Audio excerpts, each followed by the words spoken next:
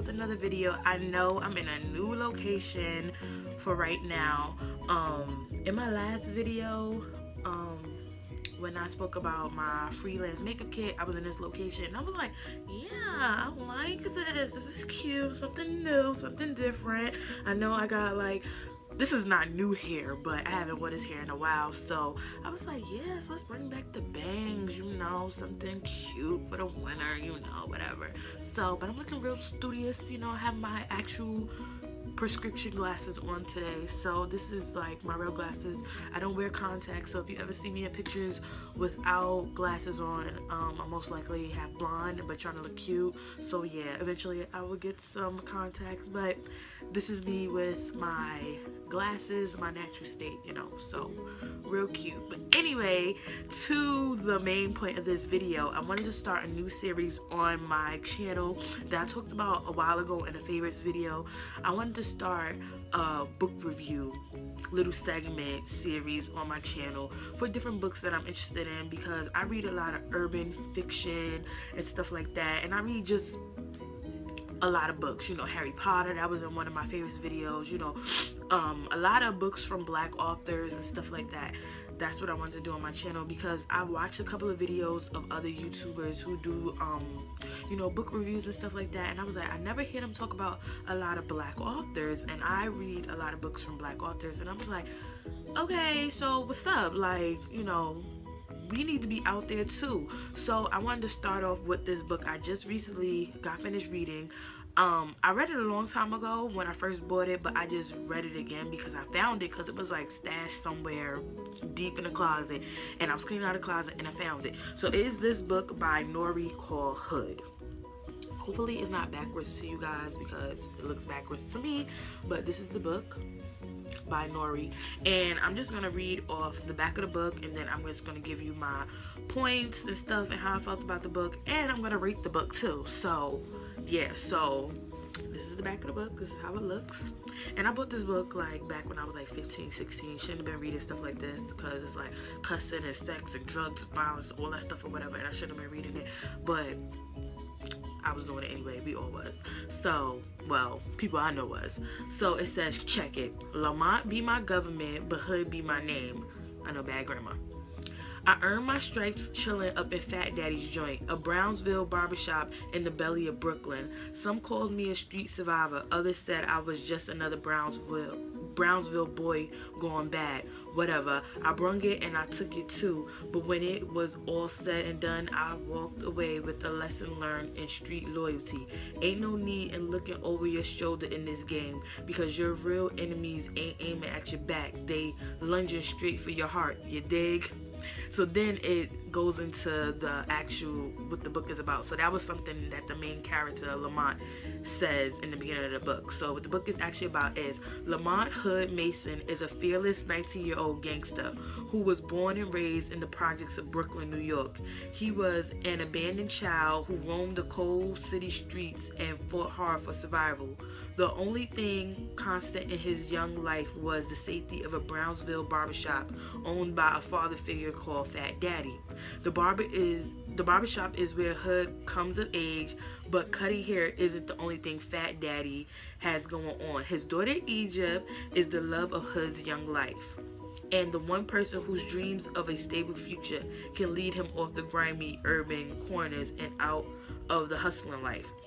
But when Fat Daddy gets caught slipping and crosses paths with Zanbar, a notorious brutal drug kingpin, his vices threaten to bring death down on the family Hood loves. In an effort to protect his own, Hood and his best friend, a hustling partner Draco, take to the streets on a bloody mission that doesn't go exactly as planned. Hood returns to find his world turned upside down by a wave of sex, violence, and betrayal. No longer the striving kid on the street, he's now a man seeking vengeance and retribution, and he might be forced to choose between bending or breaking as he picks up the shattered pieces of his life one by one. That is all that was on the back of the book, right? So also Noire is an author from the streets of New York whose hip-hop erotic stories pulsate with urban flavor. She is the #1 Essence best-selling author of G-Spot. Do I have G-Spot? No, I have G-Spot by Zane, not by Noire. And she wrote Candy Liquor, Baby Brother, Thugalicious, and Thong on Fire. I never read the rest of those books, but eventually maybe I will. So, now that you know about the book from the author, let me just go into detail. Now, if you want to read the book, this is a spoiler alert right here, so yeah. I'm gonna tell you everything about the book that I remember. If you don't want to hear about it, stop the video right here. But go subscribe if you haven't. If you're new to my channel and you haven't subscribe right now. Do it. Okay. Anyway, so the beginning of the book is Lamont Hood, but he doesn't get that name until later on in the book. But Lamont and his little brother Moo. Lamont is 10 or 11 at the time, and Moo is 5. They're homeless. They're on the street because their mother is an addict, but we don't find that out until a little bit, maybe 2 chapters into the book, and they're just on the streets or whatever. Like, it's winter in New York, and you know, winters in New York are brutal, so they're on the street, and they are young kids just trying to strive or whatever, like, get through the night. So Moo is sick or whatever, and Lamont is like, you know, everything's gonna be all right or whatever. And so he's like, well, cause they were living in an abandoned house because, like I said, their mother is a crackhead. They were staying with their grandmother, but their aunt didn't want them staying with the grandmother because she's like mad at the mother for being a crackhead, and then she was overruling the grandmother because the grandmother did want them to stay there, but the aunt was taking over. First of all, #1, I know if my grandmother wanted me to stay with her, I would stay. Ain't nobody gonna tell me that my motherfucking grandkids cannot stay with me or whatever, or couldn't stay with my grandmother. You know what I'm saying? Like, I don't understand. In the book, I was like, even though I know it's a book and it's fake or whatever, but it's people that are really horrible people or whatever. These are children, regardless of what their mother did. That has nothing to do with the children. Now these kids are just on the street, 10 years old and 5 years old, trying to strive for themselves, whatever, right? So they were living in an abandoned house, and they had got into it with these other little crackheads or whatever. The crackheads try to set them on fire, whatever. Scared the little boy Moo half to death.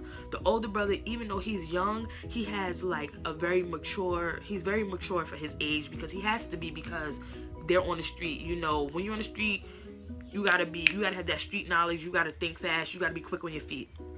They got away from them or whatever. So long story short, they're out on the street. They trying to go back and forth or whatever, and the older brother is trying to, you know, get them food and stuff like that. So it's really getting down to it. So they started looking for food in the trash, in the dumpster, right? So one day they're in the alley, and the older brother Lamont is like, well, Moo, stay here. I'm gonna go get you something to eat. Even if he didn't eat, he was gonna make sure that his little brother ate.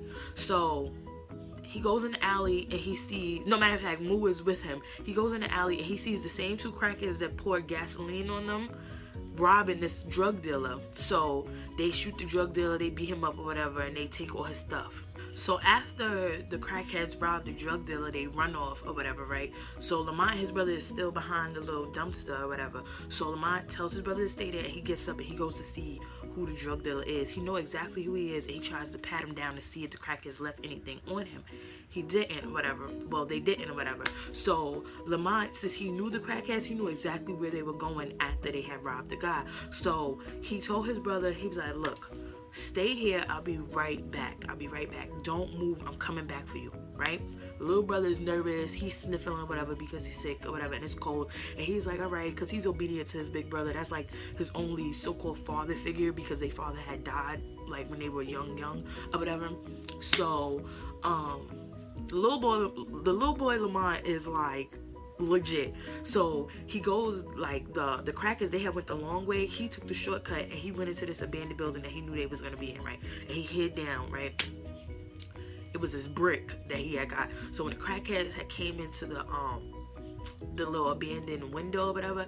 He hit one of the guys in the head, whatever. He start fighting. He start beating him up. Now, mind you, he's 10 years old, but he taking these crackheads down because, you know, crackheads is frail or whatever, right? So, and one of the crackheads had took the drug dealer's gun. He had got the gun from the crackhead or whatever and shot one of them. Then the other one, he had turned around, he had shot him too. So all the stuff that they had stole from the drug dealer, the little boy Lamont had took the bag, and he knew that that drug dealer had worked for the big kingpin Zambar, and he knew that he would be in the barbershop, which was owned by Fat Daddy, right?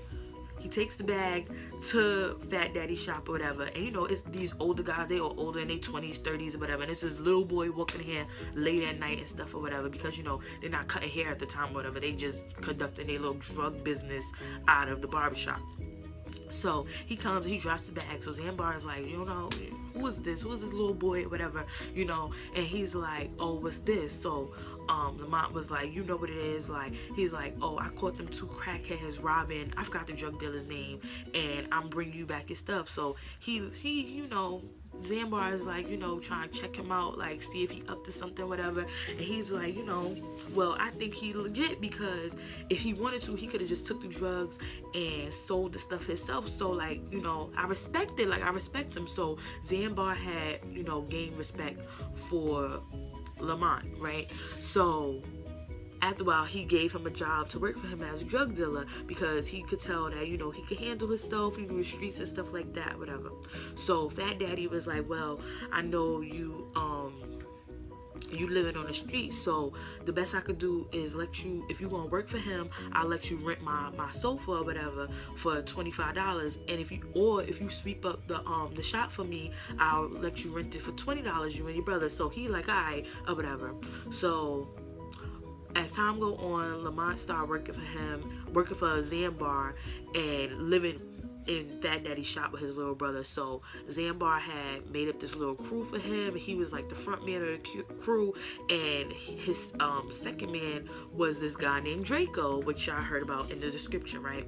He was older than Lamont, because if Lamont was like 10, 11, Draco had to be like 12, 13 at the time, whatever. They was young little drug dealers or whatever, right? And Draco was a weird little boy. He was weird. Like, he was... The story, like, y'all gonna, by the end of this video, y'all gonna hate him. Or if y'all read the book, y'all gonna hate him. He was just a very nasty little boy. Like, he was basically getting head from these little boys around the block or whatever. Yes. Like, if they mothers was crackheads, or if they family was crackheads and they couldn't pay for the drugs that they wanted, he would get the little boys to suck him off in the hallways or in the car or something like that. But he swore up and down that he was not gay. And his mom was scared of him, because, like, even though he was like 12, 13, he was big for his age. Not fat, but, like, he was tall. You know, boys, you know, hit them growth spurts or whatever.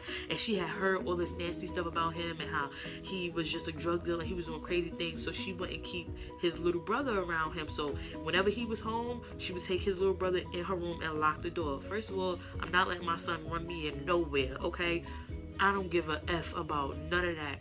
You're not gonna run me nowhere. You 12, 13 years old, you gonna get your ass up out of here or whatever. So he swore up and down, like, Ma, because his mother was like, one of their neighbors had told her that she saw him getting head from this little boy, and the little boy was crying, the little boy was young, and he was like, Ma, she's lying or whatever. So she was like, if you're doing that to those little boys, how do I know what you're gonna do to your little brother? He like, that's my little brother, I would never do nothing like that to him. And besides, the neighbor is lying. She's like, I'm telling you, I know she's not lying, because more than one person has told me that about you or whatever, blah blah blah. That's the last time we really heard from his mother.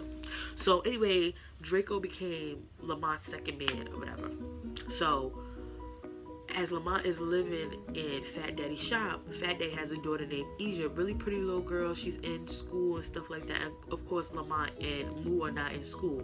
So he has a crush on her, and she's like, you know, I really don't like you like that, because one, you're not in school, and, you know, I know what you do. Like, I know you sell drugs and stuff like that. Mind you, they're 11 years old. So she's like, you know, and I know what my father does, and I know you work for a Zambar and stuff like that. I know he does, so I don't want to, like, I don't like you like that.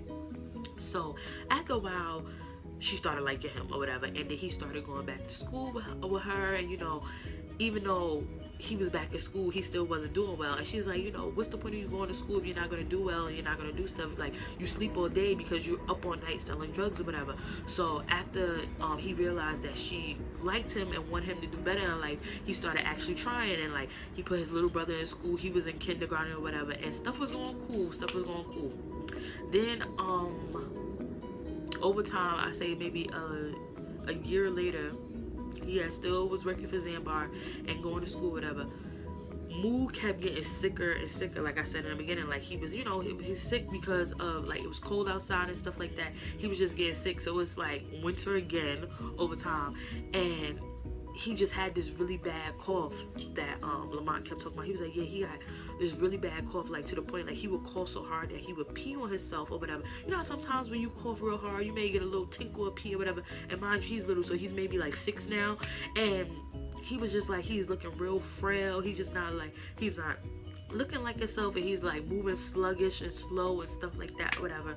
So even Moo was like, Lamont, like, I really feel bad or whatever. He's like, well, and at this time Fat Daddy was out of town, and it was just Lamont, Egypt, Draco, and Moo. And so they was like, well, you know, maybe we could call an ambulance or whatever, come and get him, because since he's really looking bad and he was running a high fever, even though they didn't take his temperature, but you know, you could tell when somebody's really hot or whatever. So they called the ambulance, but the ambulance didn't come because the type of neighborhood that they lived in, the ambulance didn't come or whatever. So after a while, Lamont sat down. He was holding him and he was rocking him.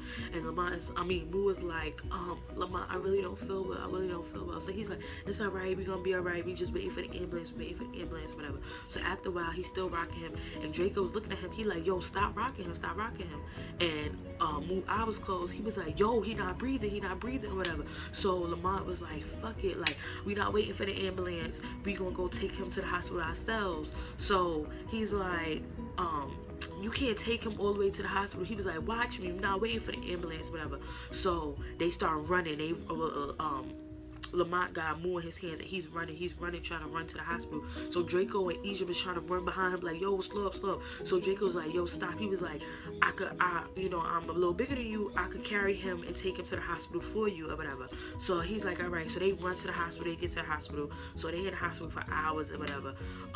Egypt then calls her dad, but her dad wasn't coming back to New York because he was in, I think, Atlantic City. He wasn't coming back to New York until the next day. So, you know, they sit in the hospital. Now, mind you, like I said, they like 12, 13 years old, maybe 14. They young as hell or whatever, in the hospital themselves. So hours had passed, and the doctor comes out, and he's like, you know, I'm sorry to tell you this, but your little brother didn't make it. He was like, he had a really bad case of pneumonia. He should have been brought into the hospital weeks ago or whatever. Lamont goes off. That breaks his heart, because that's like the only person he really had in his life, you know, before Egypt and Draco came into his life. It was just always him and his little brother, because they was on the streets or whatever. So he did pass away. So he, after a while, he really gets into the drug game. He stops going to school because he's like so distraught. He runs into his mother. Now his mother is like this really bad crackhead, and she wears all these buttons and stuff on her coat or whatever, like, and she was so deep into drugs, she didn't even know her son was going. Like, one day he was working and he had beat up this guy or whatever, and she had came around. She said, oh, stop that, whatever, where's your brother? And he looking at her like, yo, Moo is dead, like, where you been? He had been dead for like a couple of months now. And she was so into the drugs, so far gone, that she didn't even know that her son was dead. Like, that's how bad it was. So it was that. So now, since after Draco had brought Moo to the hospital for him, Lamont and him became tight. They became brothers. Now Lamont don't know about Draco with the whole gay thing and pedophile basically thing, you know, having little kids suck them off or whatever, but they like this, they best friends. So as time go on, they get older or whatever, they in their drug game heavy, they moving so much weight or whatever. Egypt is still in school, you know, she's like really like into school, whatever. She's not, she always telling her mom, like, you know, you could be doing so much better than this, you don't have to be on the streets like this.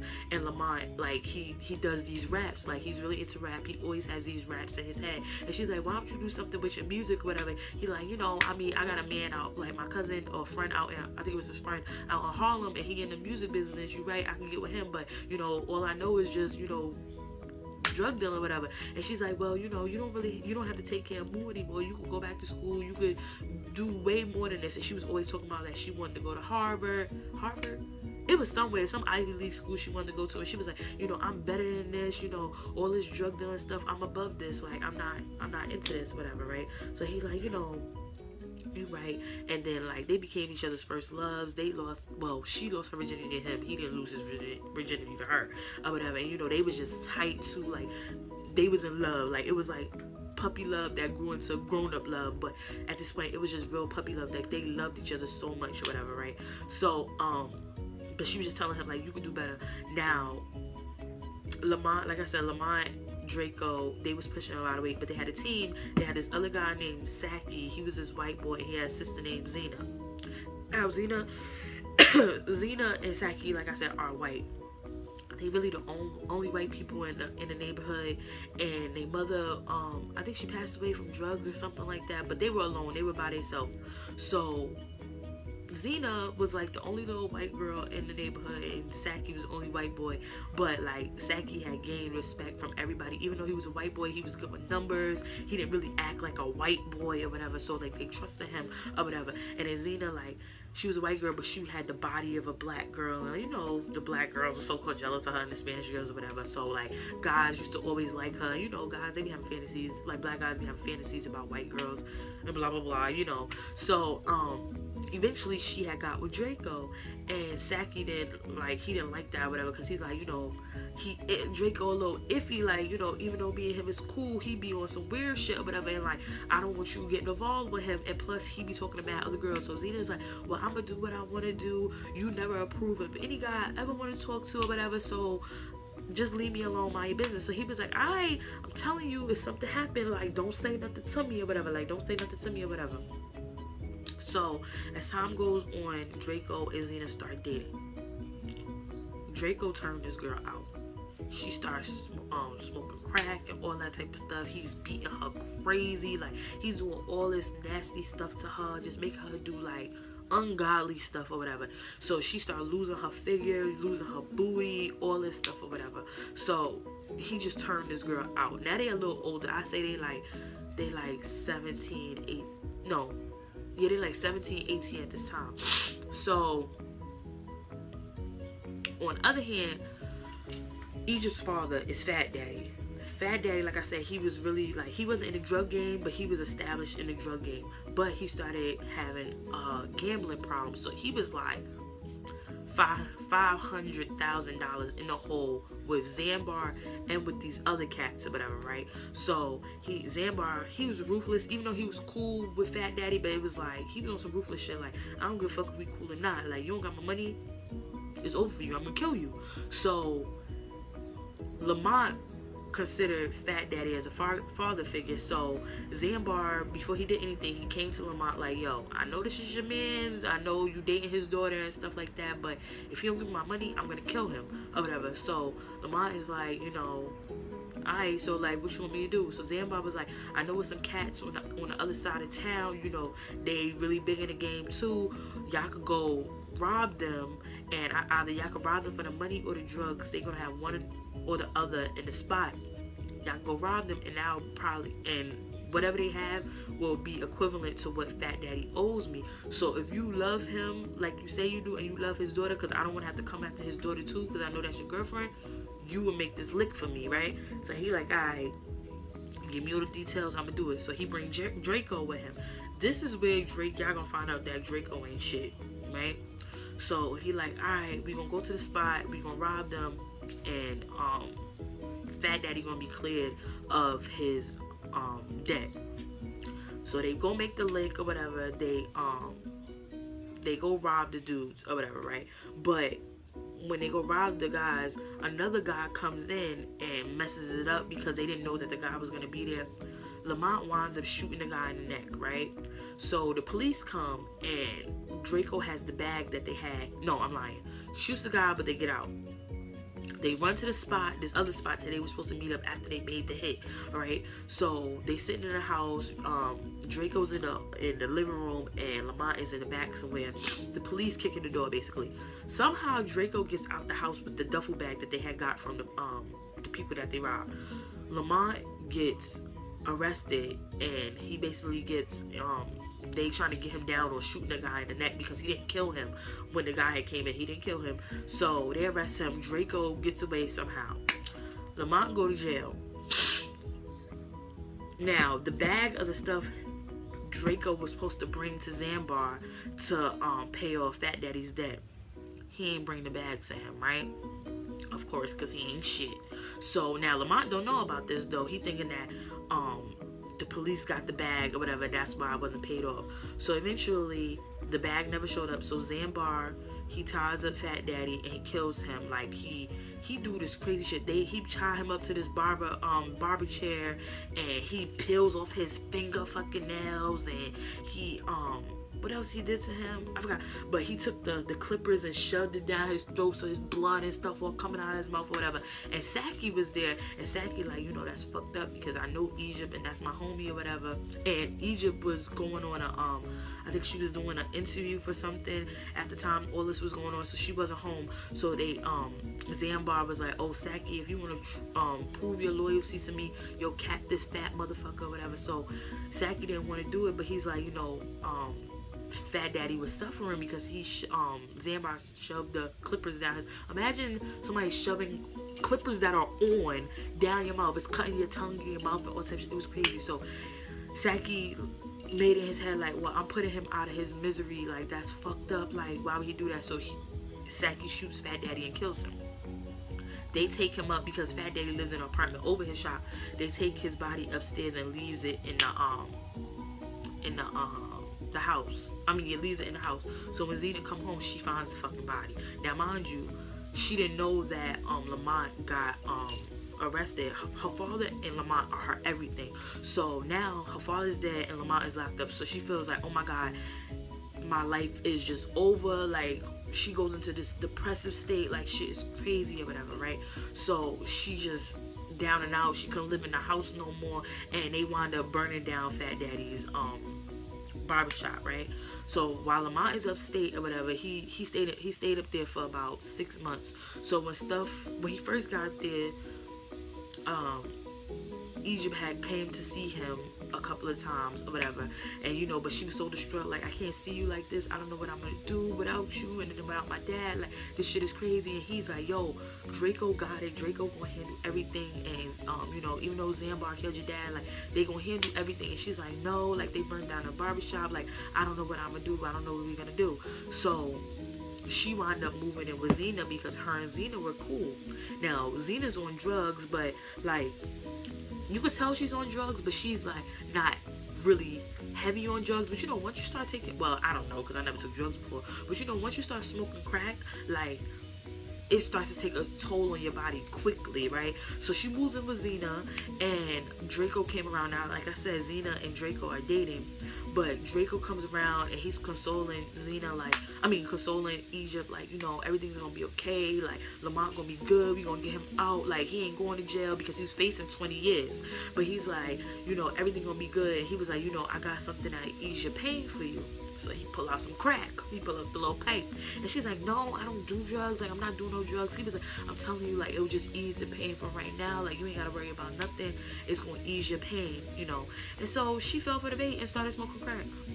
Now, you didn't talk all this shit about all these people that smoke, that do drugs and all this stuff or whatever. And then you want, I mean, I know you going through it, but, and you depressed because your man is gone. They didn't kill your dad, but girl, you know what I'm saying? So, I hope I'm never ever, or any of my viewers never is in a state like that where they have to go to drugs. And I personally know I have people in my family that have done drugs, people in my family that still do drugs, people in my family who have went through rehabilitation. So I know what about crack and stuff, not personally because I've never done it, of course, but I'm just saying, like, I know the effects that crack and stuff like that put on a family. So anyway, she started doing drugs.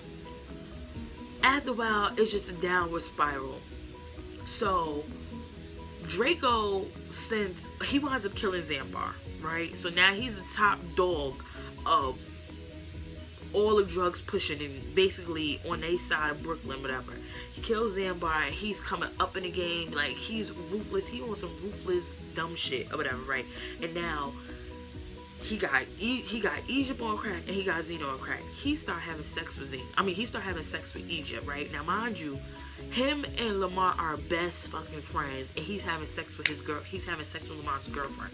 Then they bring Egypt in it, so now they having threesomes and shit. He doing all types of weird shit to them or whatever, and they all like it's on some nasty stuff. Like he is a freakazoid. Like he's a freakazoid, like for real.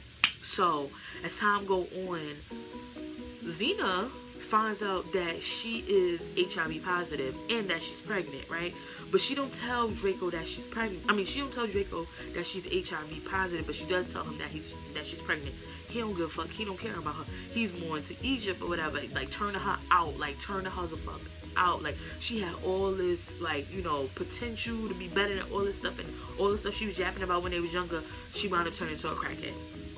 So as time go on, the guy that Lamont had shot in the neck, they were supposed to go to court to testify.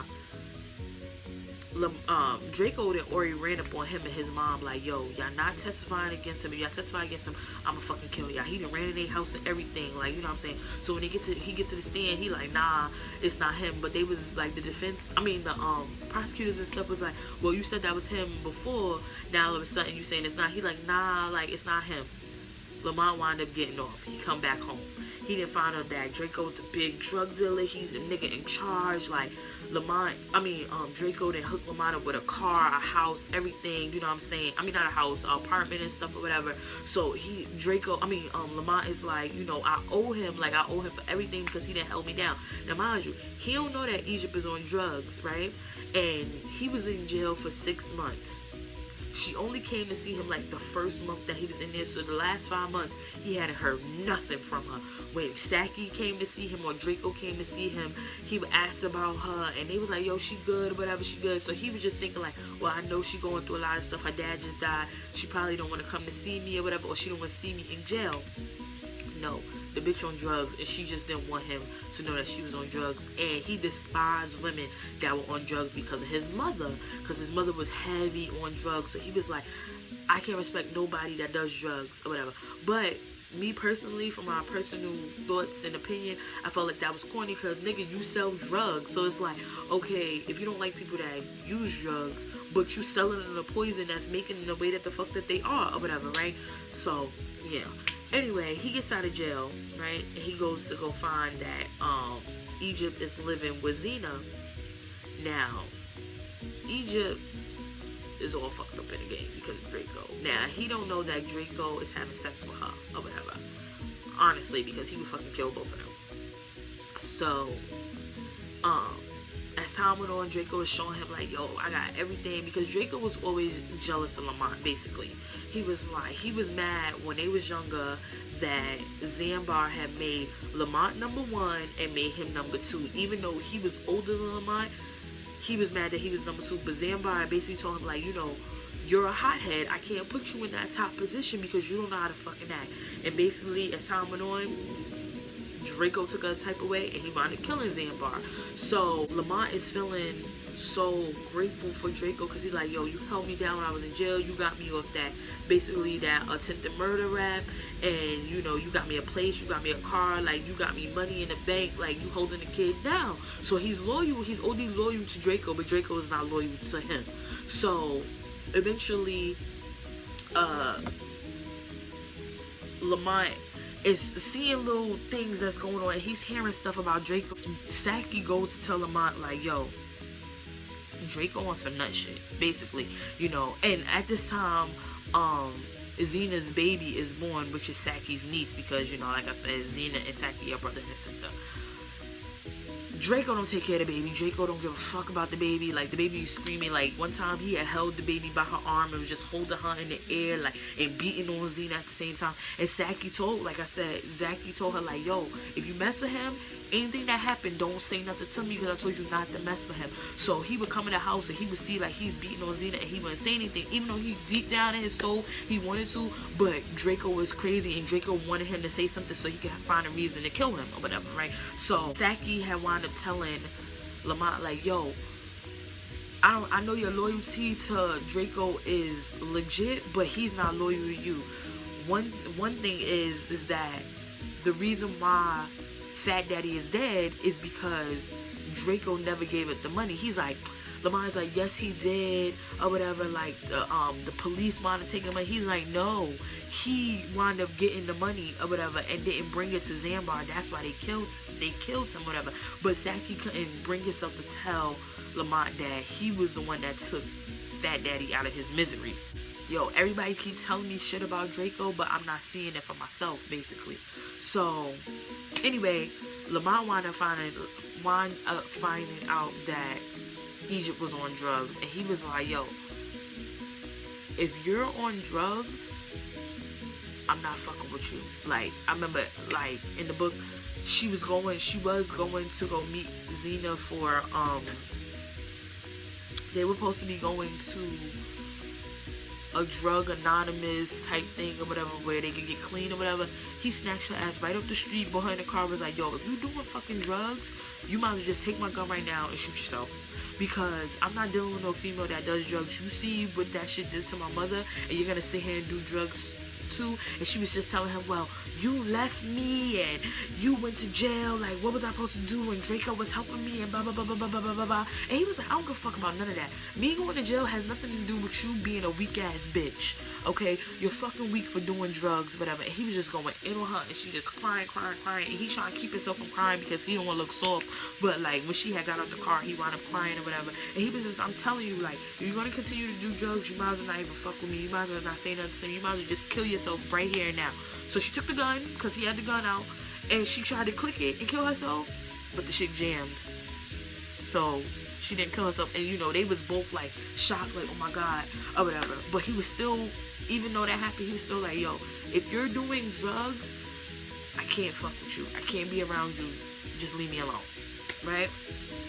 So then, she got out the car, and then later on, what happened was, Draco had found out that Saki had been telling everybody stuff about like how he's the reason why Fat Daddy is dead, right? So one day Xena wasn't there. She had went because she was trying to get clean. She had went to a rehabilitation place too, or whatever. And Draco came in the house, like, and the baby was there. There, Xena and Draco's daughter. Like I said, Draco didn't give a fuck about that little girl. And Saki was like, you know, he could tell like, yo, shit about to pop off. So Draco came in the house with like 4 of his goons. They started jumping Saki. They started jumping the shit out of him. But Saki ain't no bitch. They think because he a little white boy, he ain't no bitch. She started like fighting back, whatever. Of course they were getting the best of him, but he got that one nigga and he was whipping that ass or whatever, right? They did, you know, they wound up getting the best of him, and they tied him up. And this part, oh my god, this part is so sad of the story. They tied him up and they threw gasoline on him, and Draco was like, oh, you got a big ass mouth, nigga, or whatever, like, I'ma close that shit for you, or whatever, right? So he lit a match, or whatever. Draco lit the match, and in the back, the baby started crying. So the guys was like, yo, like, your baby in here.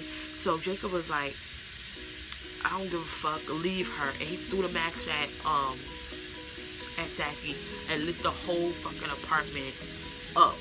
They ran out. As time went on over the course of that night, basically the building almost burned the fuck down too. So, you know, people was outside in their pajamas and stuff, and you know, they going like, yo, who did this, or whatever. So, Lamont is coming back from meeting with with Egypt, and they having their whole, you know, they had their whole little ordeal or whatever. And, you know, Lamont is sitting there like, you know, standing there talking to people and asking what happened. They was like, yo, somebody lit the building on fire. Like, it was Saki, and they found, you know, Saki's dead and the baby's dead. And yo, Lamont's rage went up. Like, he was like, what? Like, he did what? And everybody was like, yo, they saying that it was Draco who did it or whatever. So Lamont go on his rampage. He looking for him everywhere. Nobody could find him. All the spots that he hang out in, everybody looking for him. Not everybody's looking for him. Lamont is looking for him everywhere. He can't find him. He winds up finding him. I'm sorry if y'all heard that. That was my radiator. That shit is loud. The heat is coming on. But anyway, he's looking for him everywhere. He can't find him nowhere. He wound up going to this one spot. He go in the back. Draco was in there, getting his ass ate out, his salad tossed, right, by a woman. And when Lamont recognized who the woman was, guess who the woman was? No, it wasn't Egypt. No, it wasn't Zena. It was Lamont's mother, the crackhead. Draco was getting his salad tossed by Lamont's mother.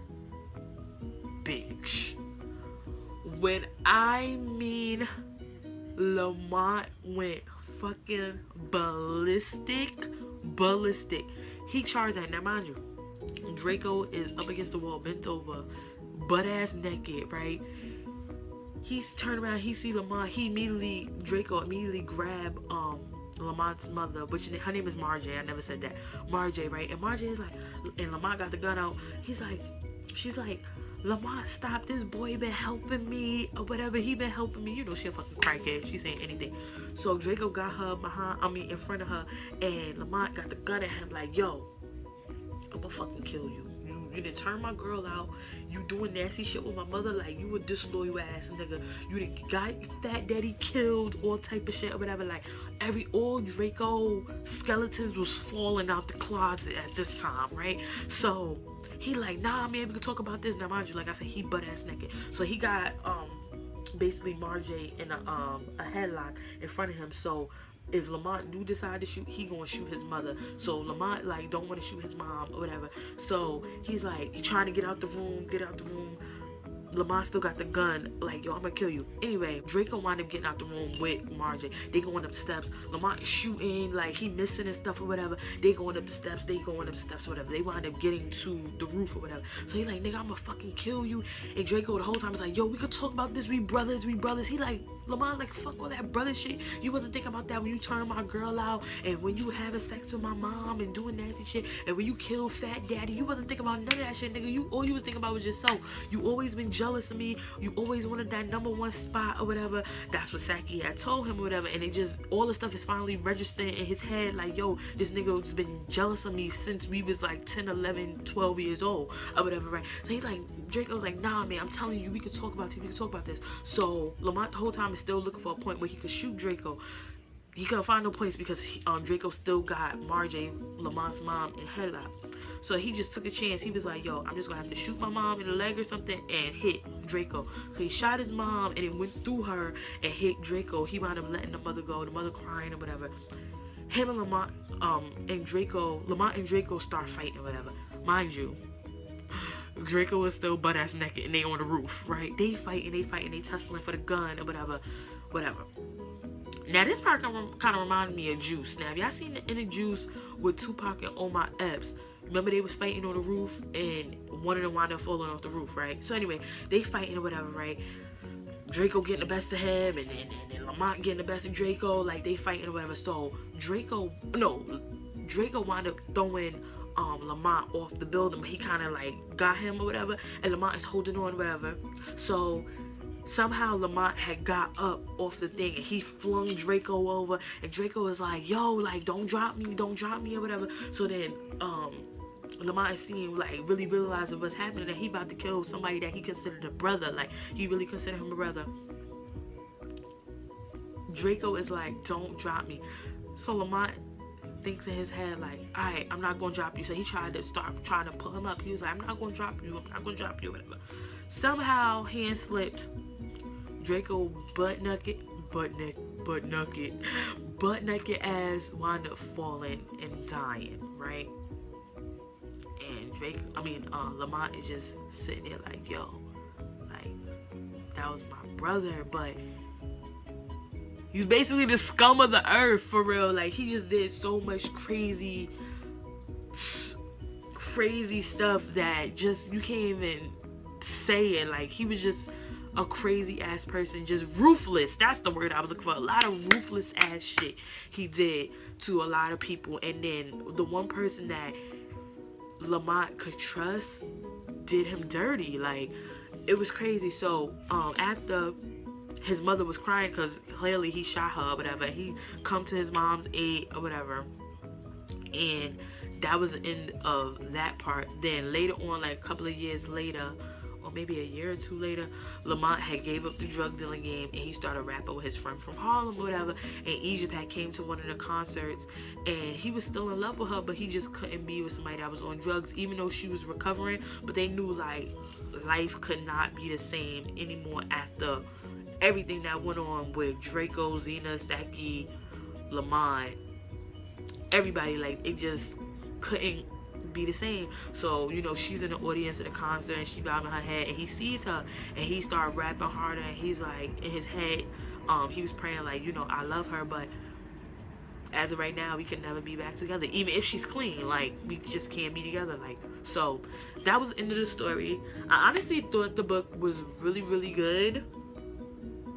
There was a little predictable parts, but it was good. So I say out of 5 Yoko points, I give this book 4 Yoko points. So this was the book Hood by Noire. Hopefully you guys will read it. It is, how many pages is in this book? The book has 340 pages, which is not that bad to me. Like I read the book in like a week, maybe less than a week actually. So, and I was just reading on the train when I was on my way to school. So it was a really, really good book, and I hope you guys will read it or try and pick it up, or any of the other authors that I talk about in this series. And I hope you guys enjoy this series. I know this book review was kind of long, but this is what I like to do, and I look forward to doing more book reviews. I read 2 other books and I read 4 Harry Potter books, so I might do reviews on those too. But I hope you guys enjoy this series. Please give me your feedback in the comments, and if you like this series and like this video, please give this video a thumbs up. And once again, if you're not subscribed to my channel, please subscribe to my channel. And if you want to be friends on social media, all of my social media is at Yoko Mobetta. It's gonna be down here probably somewhere like it always is, and in the description box. And also if you're into beauty and stuff like that, you know, that's mainly what my channel is about, but I'm branching out. I have a beauty Instagram that's strictly directed to YouTube and everything beauty related. It is at Yoko the MUA. So if you like stuff like that, please go follow me on Instagram. And yeah, so it was good talking to you guys, and I'll see you in my next video.